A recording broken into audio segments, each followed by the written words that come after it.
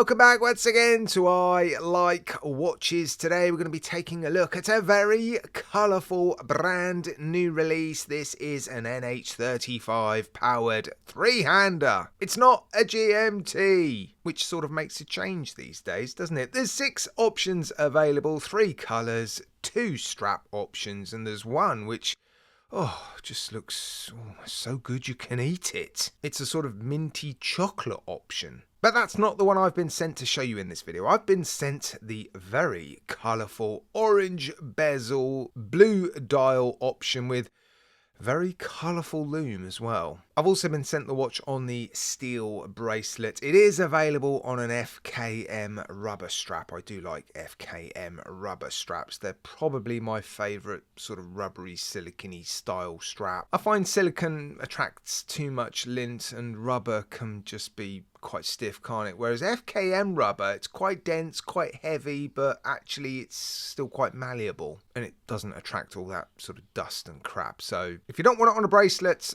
I think the strap's going to be pretty good, although I don't have a strap to show you in this video. But the bracelet, I can tell you, is very, very good. I've seen this bracelet before on other watches, and the clasp is really good. It's tiny, considering there is an on-the-fly adjustment system inside this clasp. And it's milled. It's not got any pressed elements. Yeah, I mean, it is beautifully engineered.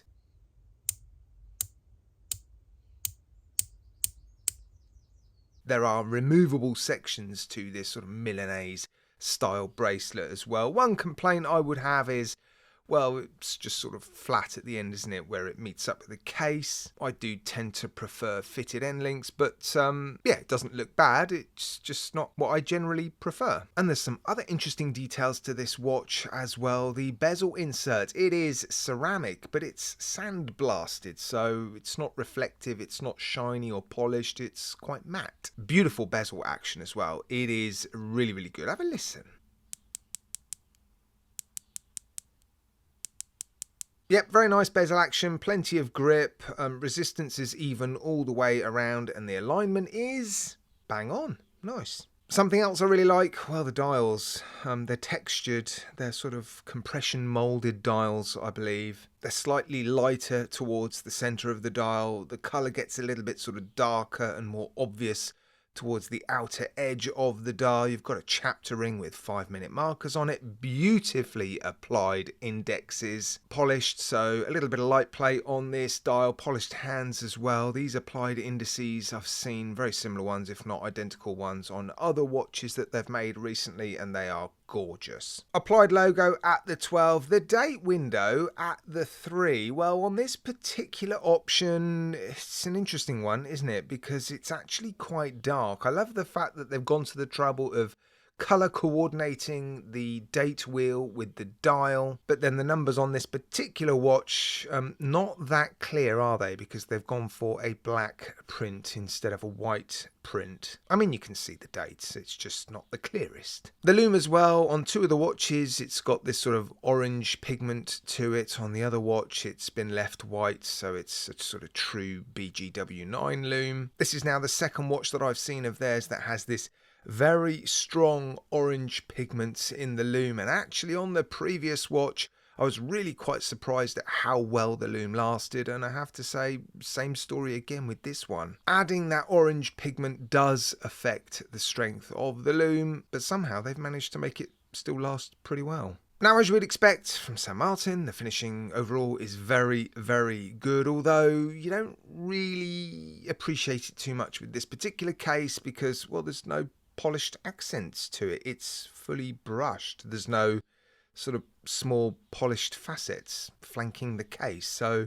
yes, it is a beautifully finished watch, but probably not the best example to demonstrate just how good their finishing is. But yeah, I mean, it is beautifully finished. Although there is a polished chamfered edge on the outer shell of the clasp, which is nicely done. It is a diver, so 200 meters of water resistance, screw down case back, screw down crown. You've got some crown guards on the case and a signed crown. No details on the case back. Beautiful crystal as well, double domed sapphire crystal with AR coating, and it sort of marries up with the case very, very nicely, doesn't it? It sits a little bit higher than the inside of the bezel insert, and because it's domed, it adds a little bit of height to the case, but actually not a very thick case, this one, is it? It's quite a lightweight, delicate 200-meter diver, and it's generally why I prefer 200-meter divers over 300-meter divers, because they, on the whole, they're just a bit smaller. Oh, and I've forgotten to mention the bracelet has double-ended quick-release spring bars, which is always appreciated. It means you can, swap out the bracelet very, very easily. You don't need any tools. Certainly not to add and remove this particular bracelet, of course. It's always nice when brands do that. So at the moment on the steel bracelet, this watch is $264 US. They have added a discount code to the listing already for $25 off. And if you want this particular watch on an FKM rubber strap, it's $224 US. Again, $25 off of that, making this watch potentially sub $200, which for a new release by San Martin is pretty good going. I've said it many times. I think their strength is in their $200 to $250 200-meter diver watches. That is their bread and butter. That is what got them where they are today, I believe. Certainly towards the start anyway, for the first few years. And actually in the upcoming sale, they're going to be offering some really quite incredible deals. Their SN0118, which is their Water Ghost Rolex Submariner homage. They have recently made that watch in huge numbers, allowing them to offer that watch at an incredible price. Of course, I'll cover that in a video closer to the sale launching. But this is certainly another very good option from San Martin, isn't it? Guys, let me know what you think in the comments section. And as always, a massive thank you from me to you for tuning in.